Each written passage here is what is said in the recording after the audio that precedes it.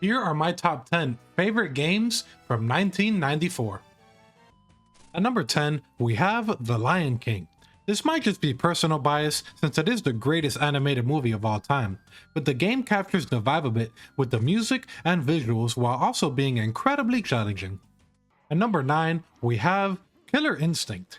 I always thought Killer Instinct was very underrated as an arcade fighter and deserved more love. The audio design was ahead of its time and the combos are definitely a highlight. At number 8, we have Spider-Man and Venom Maximum Carnage. Not many people enjoyed this when it first came out, but has definitely developed somewhat of a cult following. It's a solid single-player beat-em-up that adapts the comic book arc very gracefully and faithfully. At number 7, we have Streets of Rage 3. This is yet another fantastic beat-em-up that only enhances the games that came before it with mechanical improvements and a plot you actually care about. Man, I love beat-em-ups. At number 6, we have Castlevania Bloodlines. It may be no Symphony of the Night, but it's still an entry in this series many people praise thanks to the awesome action, cool setting, and a retro art style that still holds up today. Number 5, we have Final Fantasy VI. Also known as Final Fantasy III out west, this is arguably one of the best JRPGs ever made. Some people tend to point to 7 or 10 as the golden standard in the series, but people often forget how influential and masterful this one is. At number 4, we have Earthbound.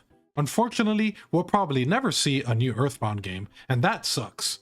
I love the innocent vibe this game has, and I plan on playing it and beating it eventually. One of the best JRPGs for sure. At number 3, we have Sonic and Knuckles. Man, y'all remember the days when Sonic was actually good? Sonic and Knuckles is one of the titles that showcases the blue blur at his peak. Playing as Knuckles in the old Sonic the Hedgehog 3 levels was a blast as well. At number 2, we have Donkey Kong Country. When you think of 2D platformers, you immediately think of the DKC series. 2 and Tropical Freeze are my favorites, but the first one definitely set the standard with the unique visuals and entertaining but challenging gameplay. At number 1, we have Super Metroid. Outside of the Prime trilogy, this is the best the Metroid series has ever looked.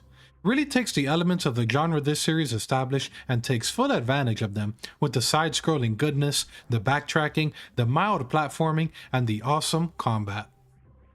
Be sure to check the link tree in the bio to follow me on Twitch, join my Discord, and check out the rest of my socials.